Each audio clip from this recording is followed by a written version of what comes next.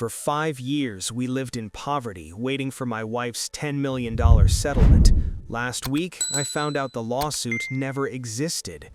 My name is Lucas, and I am writing this from a motel room because I cannot bear to step foot in the apartment I shared with a stranger. I am 38 years old, and I look 58. My hands are calloused from working double shifts in construction. My back is ruined. My credit score is non-existent. I haven't bought new clothes for myself since 2019. I did all of this for my wife, Amanda. Or rather, I did it for the victim Amanda claimed to be. 5 years ago, Amanda came home in tears. She told me a horrific story about her former employer, a massive pharmaceutical company. She said she had stumbled upon illegal dumping of toxic waste. She said she tried to report it and they fired her. She said they threatened her. She said she was a whistleblower. I believed her. Why wouldn't I? She was my wife. She was shaking. She was terrified. A week later, she told me she had found a high-powered attorney named Mr. Sterling who was willing to take her case on a contingency basis, but with significant upfront costs for filings and expert witnesses. He told her, through her, that this was a slam-dunk case. He estimated the settlement at $10 million minimum. But there was a catch. Because the company was so powerful, she had to sign a strict non-disclosure agreement, an NDA, immediately. She couldn't talk to anyone about it. Not my parents, not her friends, not even me, really, though she broke the rules to tell me. She said we had to live quietly. She said we couldn't draw attention to ourselves until the money hit the account. And so, the nightmare began. Amanda stopped working because she claimed the stress of the litigation and the harassment from the company caused her severe PTSD. I became the sole provider. I worked as a warehouse manager during the day and an Uber driver at night. We moved from our nice condo to a basement apartment to save money for legal fees. Every month, Amanda would tell me that Mr. Sterling needed another $2,000 for a deposition, or $5,000 for a private investigator to prove the company was stalking her. I sold my truck, I cashed out my 401k, I borrowed money from my dying mother, promising her I would pay her back tenfold when the settlement came.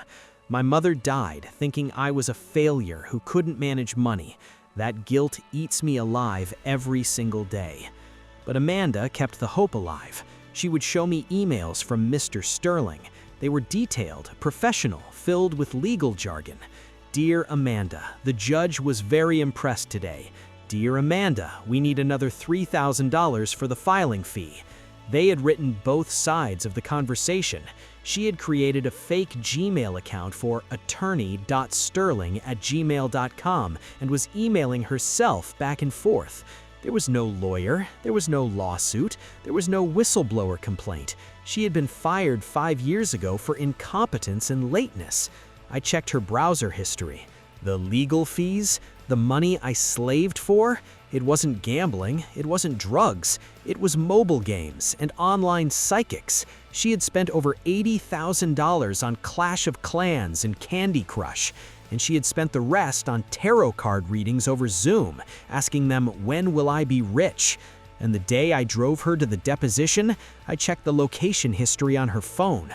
She hadn't gone into the law firm. She walked through the lobby, out the back door, and sat in a movie theater for 6 hours watching a Marvel marathon. She came out looking exhausted, not because she was deposed, but because she had eaten too much popcorn. I unlocked the bathroom door. She was standing there, wiping her eyes. She looked at me and said, I can explain. I held up the laptop. You spent $150,000 on candy games, I whispered. I missed my mother's final moments because I was working an extra shift to pay for a fake lawyer. She didn't apologize. Her face changed. The victim vanished. She looked annoyed. It was spent, Lucas, she said. I needed an escape. My life was boring. I wanted to feel important. I wanted us to have hope. Didn't you enjoy thinking we were going to be rich? Enjoy? I choked out. I have been living in hell. Well, you're ruining it now, she snapped. If you just let me finish this level, maybe things would get better. She was delusional, completely detached from reality. I realized then that I wasn't married to a woman. I was married to a parasite that had eaten my life from the inside out. I packed a bag. I took the laptop as evidence. I walked out the door while she screamed at me that I was abandoning her in her time of need. I went to the police station. They told me it's a civil matter because we are married and assets are shared. Fraud between spouses is incredibly hard to prosecute in my state unless I can prove she forged my specific signature, which she didn't. I gave her the money willingly based on a lie. I am meeting with the divorce lawyer tomorrow. He says I am likely to be saddled with half the debt she accrued because it's marital debt. I have nothing. I am 38, broke, and alone. But the worst part isn't the money. The worst part is that for 5 years, I was the hero in a story that she was writing just to keep herself entertained. I loved a ghost, and now I have to figure out how to be a living person again.